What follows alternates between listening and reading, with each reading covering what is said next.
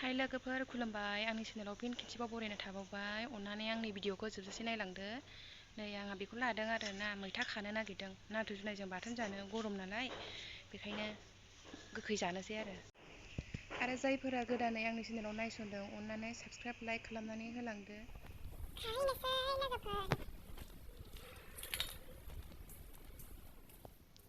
नै जोंना मैथाया जानो आन्था दं आरो ना एसे बांद्रायबो गैया बेनो नै बोथिसे बोथिसे मोनजायो आरो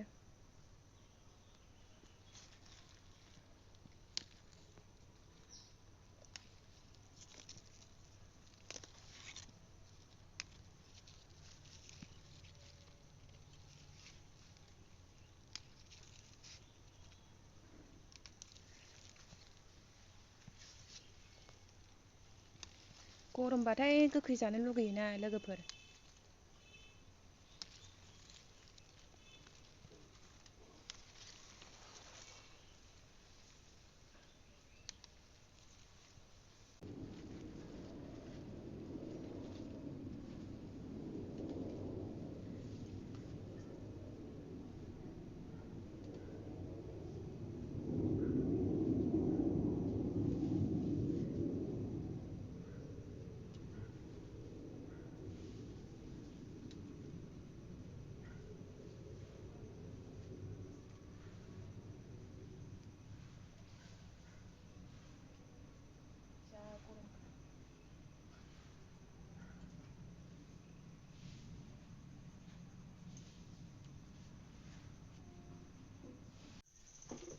संख्रिया जोब्बायमोन नालाय एवनाया नै दा ओंखायनो एवफिनबाय आङो दिनैहाय खेबसेनो पेकेटनि एवखाबाय आङो मोजाङै एवनानै लाग्रोनोसै।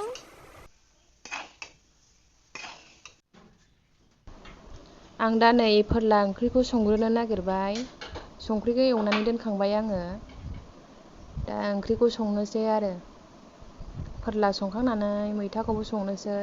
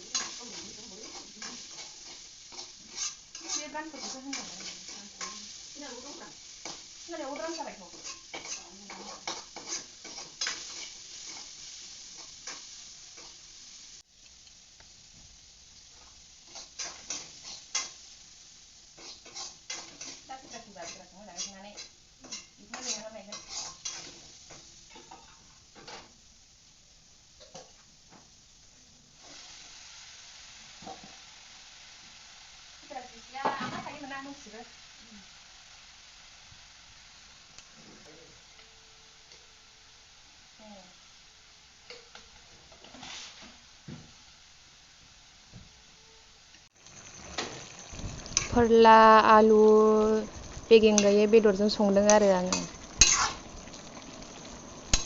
बेगें गैयै बेदरखौथ' मिन्थिखागौ सयाबिन होननानै बयबो। नै मैथायाबो जानोसै बावला थाब मोनखागोन आरो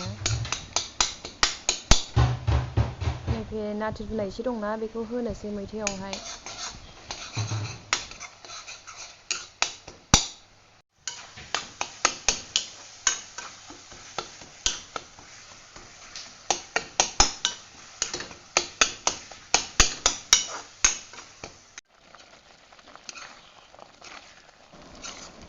जाय आंनि भिडिअखौ जोबजासे नायदों बयनिसिमबो गोजोननाय थाबाय आरो जायफोरा गोदानै नायदों आंनि चेनेलाव अननानै साबस्क्राइब खालामनानै होलांदो।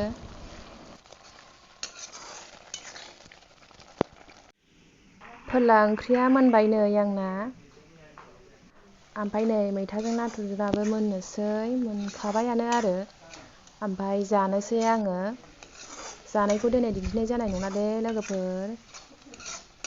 गोजोननाय थाबाय बयनिसिमबो।